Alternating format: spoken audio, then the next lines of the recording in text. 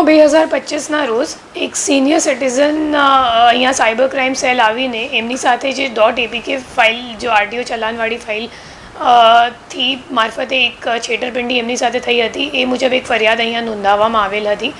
અને એમાં એવું હતું કે જે સિનિયર સિટીઝન છે એમને કંઈક અજાણ્યા નંબરથી વોટ્સએપ ઉપર કોઈએ .apk આરટીઓ ચલાન .apk ફાઇલે મોકલ્યું.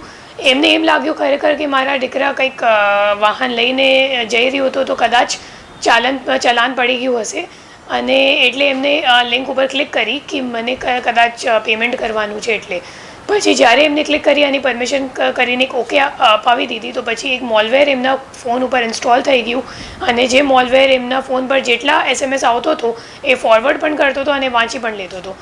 તો એ લોકોએ પછી જે આરોપીઓએ છે એ લોકો એમનો ફોન હેક કરીને એમનો જે નેટ બેન્કિંગ છે એમનો એક્સેસ કરી લીધી, અને જે ઓટીપી આપણા ફરિયાદીના ફોન ઉપર આવ્યું એ પછી એ લોકોએ ઓટીપી નાખીને એમનો જે બેંક ખાતો હતો એ આખું ખાલી કરી નાખ્યું.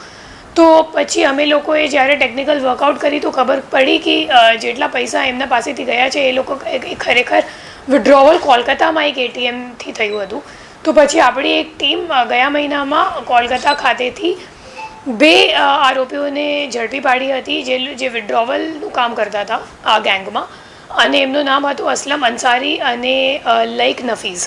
પછી બંનેને પૂછપરછ કરતા તથા એપીકે ફાઇલનું એનાલિસિસ કરતાં અમે લોકોને ખબર પડી કે ખરેખર જે એપીકે ફાઇલ છે એમનું બનાવવાનું કામ, એમનું ઓપરેટ કરવાનું કામ જામતારાથી થઈ રહ્યું છે. અને એમાં જે મુખ્ય આરોપી છે એમનું નામ છે સરફરાઝ અંસારી. તો અમે લોકોએ ટેકનિકલ વર્કઆઉટ કરી સરફરાઝને લોકેટ કર્યું તો ખબર પડી કે જામતારામાં એક દેવઘરમાં નવાદી ગાંવ છે, ત્યાંનું એ રહેવાસી છે. તો પછી આપણી ટીમ પીઆઈ એમ પરમારની નેતૃત્વમાં એક ટીમ ગોઠવીને ત્યાં ટીમને મોકલવામાં આવ્યું. પછી ટીમે સરફરાઝનું ચોક્કસ લોકેશન જ્યારે ડિટેક્ટ કર્યું અને લોકલ પોલીસની મદદ લીધી તો સરફરાઝ અલર્ટ થઈ ગયું અને ત્યાંથી મોબાઈલ બંધ કરીને ભાગી ગયું. તો ત્યારે છતાં એ લોકોએ હિંમત નથી હારી અને હ્યુમનના દ્વારા એ લોકો વર્કઆઉટ શરૂ કરી.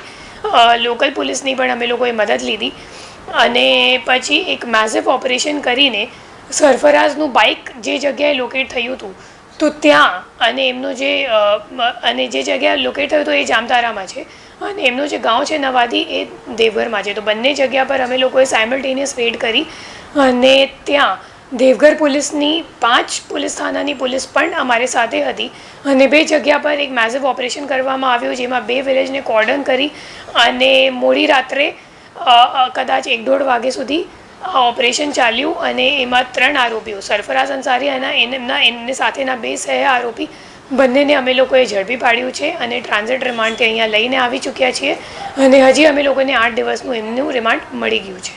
સાહેબ, કે વેસ્ટ પલટો પણ કરવામાં આવ્યો હતો અને આ જે એપીકે ફાઇલ છે એ શું છે, ખરેખર ચલાન ભરાય છે કે શું છે? જે એપીકે ફાઇલ હોય બેઝિકલી એન્ડ્રોઈડનું ફાઇલ હોય. તમારો જે કોઈ એપ્લિકેશન તમે એન્ડ્રોઈડમાં વાપરો છો તો એમાં જે એક્સટેન્શન છે એને .apk કહેવાય. અને આરોપીઓ શું કરે છે, .apk ફાઇલ તમારા iOS જે આઈફોન છે એમાં તો ડાઉનલોડ નહીં થાય, બટ જે એન્ડ્રોઈડ યુઝર્સ છે એમને અગર કોઈ અનનોન નંબરથી .apk ફાઇલ આવે અને એ અલગ અલગ રીતે આવે. કઈ વખત એ લોકો વેડિંગ કાર્ડ ઇન્વિટેશન તરીકે પણ મોકલે છે, કોઈક PM કિસાનની જે યોજના ચાલી હતી અને પોપ્યુલર થઈ ગઈ હતી તો બેઝિકલી જે લિંક અથવા તો જે એમને લાગે કે વિક્ટિમ ટ્રેપમાં ફસાઈ શકે તો એ રીતે એ લોકો એપીકે ફાઇલ મોકલે છે. તો એમાં ઘણી બધી વસ્તુઓ તો ટ્રાફિક ચલાનમાં પણ શું છે કે જે આમ આદમી છે એમને લાગશે કે હા, મારા વાહન ઉપર ચલાન પડી ગયું છે, હવે મારે પેમેન્ટ કરવાનું છે એટલે સરકારે મોકલ્યું હશે મને ચલાન. બટ ખરેખર આવું નથી. કોઈ પણ ચલાનનું કે આરટીઆઈનું પેમેન્ટ કોઈ એપીકે ફાઇલ મારફતે નહીં થતું. અને બીજી વસ્તુ, કોઈ વેડિંગ ફાઇલ વગેરે પણ તમે ત્યાં જ્યારે ડાઉનલોડ કરો તો જોઈ લેવાનું કે PDF ફાઇલ છે કે એપીકે ફાઇલ છે. જો એપીકે ફાઇલ હોય તો નથી ડાઉનલોડ કરવાનું, કેમ કે મોટાભાગે એપીકે ફાઇલનું જે કામ છે એ તમારો ફોન હેક કરી લેવામાં આવે છે અને એ લોકો એક મેલવેર ઇન્સ્ટોલ કરી દે છે અને તમે જ્યારે ઓકે ક્લિક કરો તો તમારા ફોન ઉપર જેટલા પણ કોલ આવે, જેટલા પણ મેસેજીસ આવે એ રીડ પણ કરી લે પહેલી ફાઇલ અને પછી એ ફોરવર્ડ પણ કરી દે આરોપીના ફોન પર. તો કેટલા વખત તો એવું પણ થયું છે કે જે આ વિક્ટિમ છે એ નેટ બેન્કિંગ ખરેખર વાપરતા નથી, પણ છતાં જે આરોપીઓ છે એ લોકો શું કરે, કેમ કે તમારો ફોનનો એક્સેસ લઈ લે તો તમે ભલે નથી વાપરતા નેટ બેન્કિંગ, પણ એ લોકો જે બેંકનું નેટ બેન્કિંગવાળું એપ છે ને એ તમારા ફોન પર ઇન્સ્ટોલ કરી દે રિમોટલી અને ઇન્સ્ટોલ કરીને પછી તમારે ફોનમાં ઓટીપી આવશે. અને મોટાભાગે એ લોકો આ જો કામ કરે છે રાત્રે કરે છે, મોડી રાત્રે 11 વાગે પછી 10 વાગે પછી, જ્યારે તમે ફોન બંધ કરીને અથવા તો સાઈડમાં મૂકીને સૂઈ જાઓ તો ત્યારે પાછળથી બધું ઓટીપી આવી જાય છે, તમારો નેટ બેન્કિંગ એ લોકો એક્સેસ કરી લે છે અને પછી આ ખાતું ખાલી કરી દે. તો સવારે મોટાભાગે અમારે લોકો પાસે જે ફરિયાદી આવે એ મોટાભાગે આગલા દિવસ સવારે આવે કે રાત્રે અમે લોકોને આવું મેસેજ આવ્યું અને જ્યારે મેં ચેક કર્યું તો ખબર પડી કે મારું ખાતું ખાલી થઈ ગયું છે.